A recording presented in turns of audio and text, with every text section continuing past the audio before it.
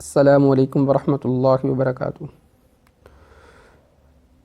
کافی دنوں سے آپ ساتھیوں سے جو رابطہ تھا ایک ویڈیو بیانات کے ذریعے وہ منقطع تھا اور ٹوٹا ہوا تھا، جس کی وجہ کچھ ذاتی عوارض اور کچھ مصروفیات تھیں جن کی وجہ سے بیانات اپلوڈ نہیں ہو رہے تھے۔ بحمد اللہ تعالی ان میں کچھ کمی واقع ہوئی ہے، تو ساتھیوں کا بہت زیادہ ٹیلی فون پر بھی رابطہ تھا اور میسیج بھی بہت زیادہ آ رہے تھے کہ کیا بات ہے کہ آپ کے بیانات اپلوڈ نہیں ہو رہے۔ تو ان سب سے یہی گزارش تھی کہ کچھ عوارض اور مصروفیات ہیں، انشاءاللہ چند دنوں تک یہ سلسلہ دوبارہ شروع ہو جائے گا۔ تو آج ہم اس سلسلے کو دوبارہ شروع کر رہے تھے، تو میں چاہ رہا تھا کہ اس سلسلے کو شروع کروں تو اس محبت سے کہ جو ساتھیوں کی میرے ساتھ ہے۔ اب اس محبت کا میں بدلہ تو نہیں دے سکتا، لیکن ان ساتھیوں کے لیے دعائیں بہت زیادہ کرتا ہوں کہ اللہ رب العزت ان ساتھیوں کو اور ان دوستوں کو اپنی شان بدلہ نصیب فرمائے جو ہم سے اپنی دین کی عالی شان محنت کے لیے محبت کرتے ہیں۔ ان میں ہمارے ایک ساتھی ہیں لاہور کے، تو انہوں نے میری وہ نبض پر صحیح ہاتھ رکھا ہے۔ انہیں پتہ ہے کہ مولوی صاحب جو ہیں یہ مطالعہ کے دل دادہ ہیں، کتابوں کے دل دادہ ہیں، تو انہیں کتابیں بھیجی جائیں۔ تو انہوں نے مجھے بہت ساری کتابیں جو تقریباً نایاب قسم کی ہیں یا پرانی کتابیں ہیں وہ مجھے بھیجی ہیں، وہ میرے پاس نہیں تھی۔ مجھے بڑی خوشی ہوئی اور میں نے بہت دعائیں دی ان کو۔ میرا دل چاہ رہا تھا کہ میں آپ کے ساتھ بھی یہ خوشی شیئر کروں اور آپ کو بھی ان کتابوں کی زیارت کرواؤں۔ ان میں سے ایک کتاب یہ انہوں نے بھیجی ہے، صحیفہ حمام ابن منبہ۔ یہ سیدنا ابو ہریرہ رضی اللہ تعالی عنہ انہوں نے اپنے شاگرد خاص کے لیے ابو عقبہ حمام بن منبہ ان کے لیے مرتب کیا تھا۔ اس کا نام ہے الصحیفۃ الصحیحہ، یعنی صحیفہ حمام ابن منبہ، جو 58 ہجری سے پہلے کی تالیف ہے، یعنی 58 ہجری سے بھی پہلے لکھا گیا۔ تو یہ انہوں نے مجھے بھیجا ہے، مجھے بڑی خوشی ہوئی۔ اس کے بعد انہوں نے ایک اور کتاب بھیجی ہے، تاریخ ردہ، یہ کتاب ہے۔ یہ تاریخ ردہ ابو بکر صدیق رضی اللہ تعالی عنہ کے عہد میں جو بغاوتوں اور عسکری سرگرمیوں کی مفصل ترین تاریخ تھی۔ اسپین کے ایک کلمی تاریخ کے اچھوتے اقتباسات کا اردو ترجمہ خورشید احمد فاروق صاحب، صدر شعبہ عربی دہلی یونیورسٹی، ندوۃ المصنفین دہلی۔ تو یہ تاریخ ردہ یہ بڑی زبردست کتاب ہے، اور واقعتاً میں نے جب اس کتاب کو پڑھا تو مجھے عجیب باتیں میرے سامنے ظاہر ہوئی کہ سیدنا ابو بکر صدیق رضی اللہ تعالیٰ عنہ کے دور میں کیا عجیب باتیں پیش آئی ہیں۔ اس کے بعد ایک اور کتاب انہوں نے مجھے بھیجی ہے، یہ مفازات رشیدیہ، یہ چھوٹی سی کتاب ہے، چھوٹا سا کتابچہ ہے۔ اس میں محدث العصر قطب عالم حضرت مولانا رشید احمد صاحب گنگوئی نور اللہ مرکزہ کے وہ خطوط جو مولانا اشرف علی صاحب سلطان پوری فاضل مظاہر العلوم سہارنپوری کے نام مختلف اوقات میں لکھے گئے۔ ان میں کل مولانا رشید احمد گنگوئی صاحب کے 51 خطوط ہیں۔ اصل میں میری طبیعت ہے کہ میں جب تک کسی کتاب کو پڑھ نہ لوں مجھے چین نہیں آتا، تو یہ تو انہوں نے کافی دن پہلے بھیج دی تھی، تو پھر میں نے ان کو مطالعے میں رکھ لیا۔ بحمد اللہ تعالیٰ میں نے ان کا مطالعہ پورا کیا، تو پورا کرنے کے بعد اب میں نے کہا جن کتابوں کا میں تعارف بھی کروا دوں۔ ان میں جو سب سے آخری خط ہے وہ مولانا یحییٰ صاحب جو ہیں، مولانا زکریا صاحب رحمہ اللہ تعالی، جو حضرت ان کے والد تھے، تو مولانا یحییٰ صاحب، تو از بندہ محمد یحییٰ عف اللہ عنہ سلام مسنون، ان کے حوالے سے ہے۔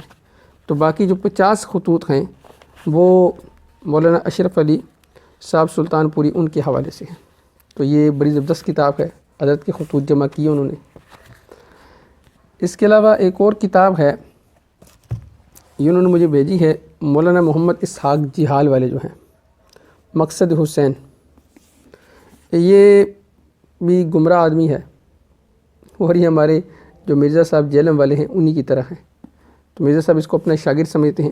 اس کے مقدمے کے صفحہ نمبر 12 پر نا انہوں نے ایک بات لکھی ہے، اس سے آپ اندازہ لگا لیں کہ ان کی علمی حیثیت کیا ہوگی۔ اس میں یہ لکھتے ہیں کہ ان اساتذہ کرام نے مولانا صاحب کو ابتدائی گائیڈ لائن دے دی۔ اس کے بعد مولانا صاحب نے از خود اپنے طور پر ابتدائی گائیڈ لائن لینے کے بعد اپنے طور پر عربی زبان اور ادب اور فارسی میں مہارت حاصل کی اور دینی علوم کا مطالعہ شروع کر دیا۔ یعنی از خود ہی یہ عربی کے اندر اور فارسی کے اندر اور اردو کے اندر کتابیں پڑھتے رہے، پھر اس سے جو نتائج نکالے ہیں وہ آپ کے سامنے مجھے بتلانے کی ضرورت نہیں ہے۔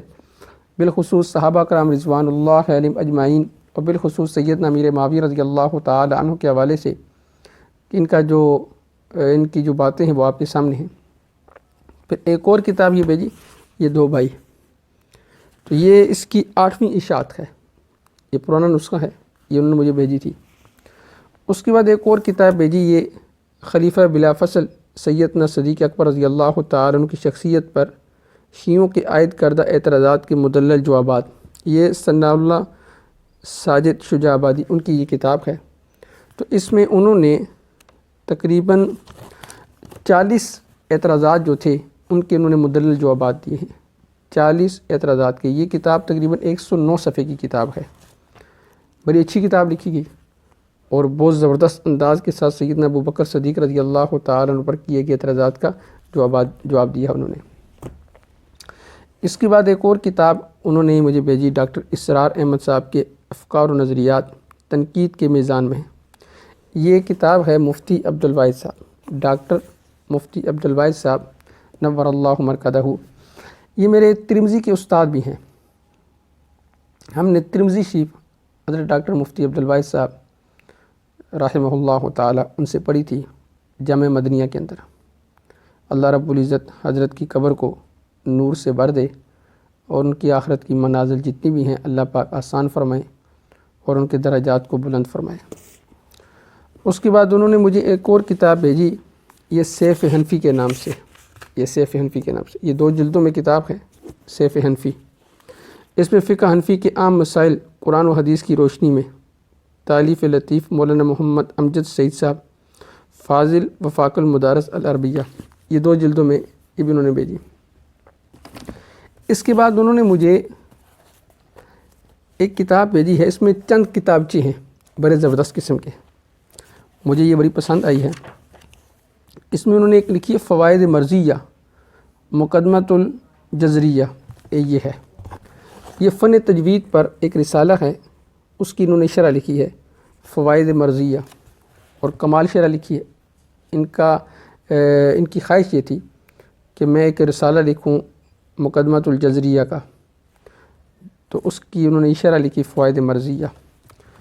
پھر یہ تقریباً 66 صفحے کی ہے۔ اس کے بعد ایک اور کتاب ہے کلمۃ القوم حکمت الصوم، یہ کتاب ہے حکیم الامت مجدد الملت حضرت مولانا مرشد شاہ محمد اشرف علی صاحب دامت برکاتہم، اب تو نور اللہ مرکزہ، تو ان کی کتاب ہے کلمۃ القوم حکمت الصوم۔